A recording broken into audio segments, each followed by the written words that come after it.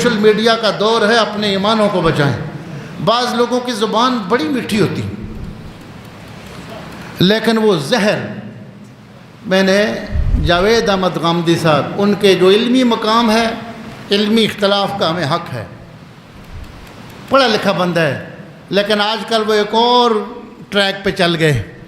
ان کا ایک بیان ہے جس میں وہ یہ ثابت کرنے کی کوشش کر رہے ہیں کہ حضرت علی کے ساتھی جذباتی لوگ تھے، غصے والے تھے، جذباتی تھے، ان میں برداشت نہیں تھی، ان کو آگے لے جاتے تھے تاکہ جنگیں ہو جائیں۔ نعوذ باللہ، جس طرح کوئی بچہ ہوتا ہے لوگوں کے کہنے پہ چلے، جس کو رسول اللہ فرمائے کہ میں حکمت کا شہر ہوں، ولی اس کا دروازہ ہے۔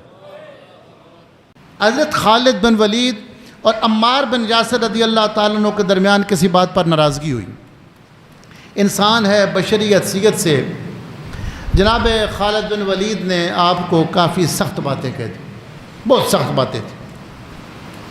کان بینی و بین عمار کلام، خالد بن ولید خود فرماتے ہیں میرا اور عمار کا ایک جھگڑا تھا، فاغلظت له فی القول، میں نے بہت سخت باتیں ان کو کہہ دی۔ عمار خاموش رہے اور وہاں سے چل دیے تاکہ میں حضور کی بارگاہ میں معاملہ پیش کروں۔ کہتے ہیں میں بھی پہنچ گیا، وہ حضور سے بات عرض کر رہے تھے تو میں نے رسول اللہ کے سامنے پھر سخت باتیں کر دی۔ والنبی ساکت لا یتکلم، حضور خاموش سنتے رہے۔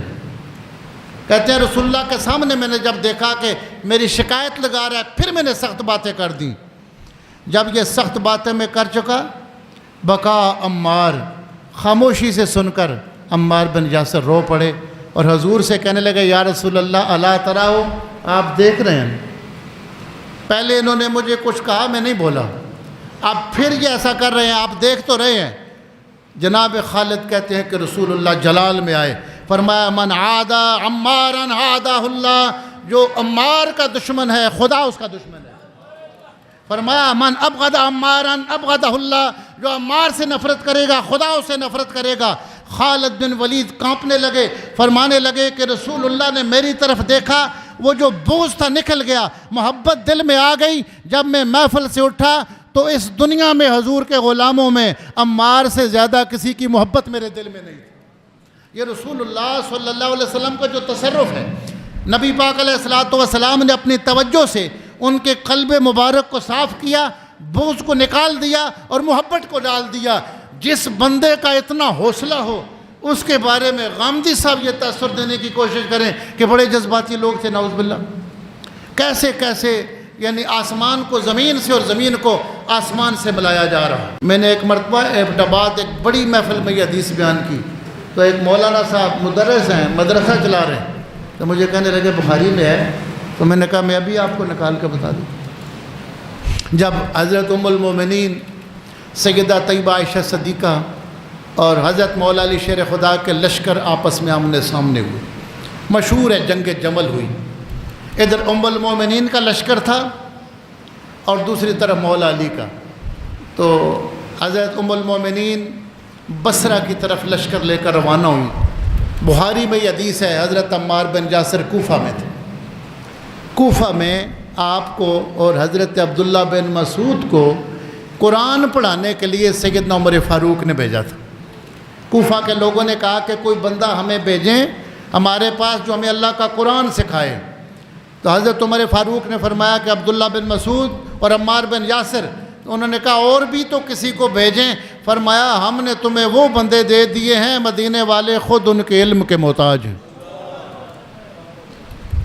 اور جس وقت مولا علی شیر خدا کوفہ میں داخل ہوئے تھے پہلی بار، تو مسجد میں گئے تو لوگ قرآن پڑھا رہے تھے، تو مولا کائنات نے فرمایا اللہ عبداللہ بن مسعود کی قبر پہ رحمت نازل فرما، اس نے کوفے کے در و دیوار میں بھی علم کی خیرات تقسیم کر دی۔ اب توجہ فرمائیے، یہ کوفہ میں، اور سیدہ عائشہ صدیقہ سلام اللہ علیہا اماں جی کا لشکر جنگ کے لیے جانے لگا، تو حضرت عمار بن یاسر نے کوفہ کی مسجد میں جا کر خطبہ دیا۔ امام حسن مجتبیٰ ساتھ ہیں، ممبر کی اوپر والی سیڑھی پہ امام حسن مجتبیٰ کو بٹھایا، خود نیچے بیٹھے۔ یہ ادب تھا حضور کے خون کا، خود سینئر صحابی ہیں، خود نیچے بیٹھے، ان کو اوپر بٹھایا اور خطبہ دیا۔ اور فرمایا لوگوں سب سے پہلے یہ بات سنو، یہ جو عقیدہ ہے کہ سیدہ عائشہ صدیقہ کا لشکر مولا علی سے جنگ کے لیے چلا گیا ہے، لیکن یاد رکھو ایک بات، تمہارے احترام میں فرق نہیں آنا چاہیے۔ ام المومنین جس طرح کل دنیا میں رسول اللہ کی زوجہ تھیں، جنت میں بھی رسول اللہ کی زوجہ ہیں۔ یعنی ایسا نہ ہو کہ مولا علی کی محبت میں تم ام المومنین کے بارے میں کوئی ایسی بات کر بیٹھو۔ ان کا احترام اسی طرح ہے، ان کا مقام اسی طرح ہے جس طرح رسول اللہ کی آیات میں تھا، لیکن تمہارے لیے ایک آزمائش ہے، تم اماں کے پیچھے جانا چاہتے ہو یا اللہ کے پیچھے جانا چاہتے ہو، اطاعت اللہ کی کرتے ہو یا ام المومنین کی، کیونکہ اللہ کا حکم ہے کہ وقت کے خلیفہ کا ساتھ دو، اور ام المومنین دوسری طرف جا رہی ہیں۔ احترام باقی ہے، لیکن عقیدہ یہ ہے حق پہلے بھی علی کے ساتھ تھا، آگے بھی علی کے ساتھ ہوگا۔ یہ جو اہل سنت کا عقیدہ ہے جناب عمار بن یاسر نے دیا کہ احترام سب کا اپنی جگہ، لیکن ہمیشہ حق علی کے ساتھ اور علی حق کے ساتھ، کہ رسول اللہ نے فرمایا تھا علی اور حق ایک دوسرے سے جدا نہیں ہوں گے، علی اور قرآن ایک دوسرے سے جدا نہیں ہوں گے، یہ قیامت کے دن بھی میرے پاس اکٹھے آئیں گے۔